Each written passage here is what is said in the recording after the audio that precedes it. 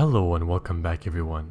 Today, we're taking a look at one of the primordial mythical beings in Hindu mythology, Shesha, the king of all Nagas. Shesha was also known under various other names, notably Nagaraja, meaning king of all Nagas.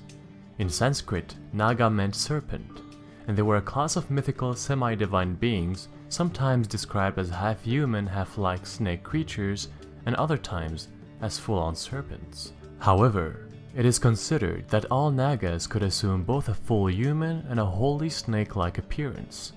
Shesha was also known as Adishesha, roughly translated as the first Shesha. He was first mentioned in the Puranas, a collection of ancient Hindu religious texts describing various deities. In these texts, Shesha was described as a massive being that held all the planets of the universe on its hoods.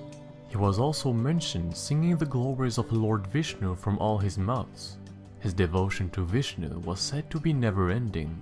Shesha is usually described with a massive coiled body that floats in space or on the universal ocean. In ancient scriptures, he is often depicted serving as a bed on which Vishnu lays in to rest. Sometimes, the massive serpent is represented with 5 or 7 cobra heads. However, it is commonly depicted with 1,000 heads all wearing ornamental crowns.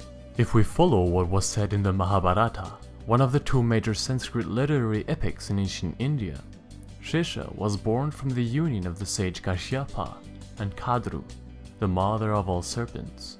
According to the myth, Kadru gave birth to 1,000 serpents, and Shesha was the oldest among them. Unlike his brothers, whom were aggressive and violent in nature, Shesha was calm and kind. He was so disgusted by the actions of his siblings and the constant harm they did to Garudas, the half-human, half-bird-like creatures that were also the children of the great sage Kashyapa, that he escaped from all of that. He simply left all that violence and misery behind him, choosing to never come back to his kin, and instead took penances and meditated in the sky. That is when Brahma, the Hindu creator god, intervened and asked Shesha to request a boon, whatever it was. The king of all Nagas requested to keep his mind under control, so that he could keep doing his penances and meditate in peace. The creator god was satisfied, and granted him that wish. Brahma then requested a favor from Adishesha. He asked him to go beneath the earth and stabilize it on top of its hood. The massive serpent gladly accepted and went under the earth.